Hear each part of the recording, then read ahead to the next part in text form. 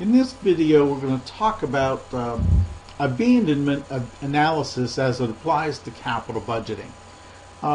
We had a problem in a previous video where we had invested some cash flows. If we go back here, we can look at the correct problem way back here. It's under the capital budgeting techniques window or tab, and there's the project that we've talked about before, where we know what the actual values of returns are, and we had talked about accepting or rejecting the projects. Now the next thing we would like to do is ask some more questions and say, well, what is the actual best lifespan for this project? And that's really what abandonment analysis asks us to do. It says, look, if we pay $150,000 today, we do the project for 1 year, and for one reason or another, we decide to abandon this project. What should we do? Should we keep going, or should we let the project go and actually abandon it? So let's say we got the $40,000 in cash, and we also could sell the assets that we have for, let's say $120,000. If you look here under year one, we would see that actually there is a net present value negative 45. So if this was what we were thinking about, this would not be a good project if there was any chance at all that we would only do the project for 1 year.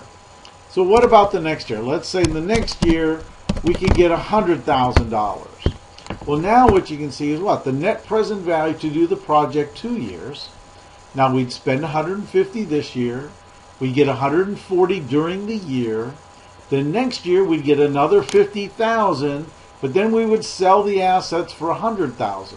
That would net us $10,000 in net present value. So if we could at least get through the first year, the second year would at least increase the stock price at least a little bit.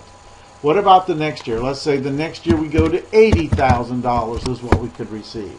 Now you see there's $32,870 is the net present value. And of course that's more than 2 years.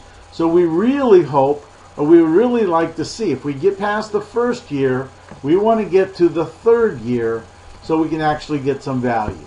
Now let's say in the fourth year, let's say that the assets are really getting worn out and they're not going to be worth much anymore. Let's say it's $20,000. And now you can see what? In the fourth year, $20,000 is what we ultimately have against. Now it's going worse. So it appears, at least at this point, that we want to do this project for at least 3 years. And let's say again in the year 5, let's say that actually in year 5 the project is worthless. So we can see that in year 5 you put in 0. Year 5 net present value is $31,000. So if you look at how this abandonment analysis goes, we can look at the internal rate of return, the modified internal rate of return or profitability index, but we really want to focus on net present value. And what this essentially tells us is, if we do this project, we should decide to do this project for exactly 3 years and then repeat the project. By the end of the third year, the assets are going to start to become less and less efficient. And if we want to maximize the value of the company, maximize the value of the stock, we want to do it and get $32,000. That's the maximum amount.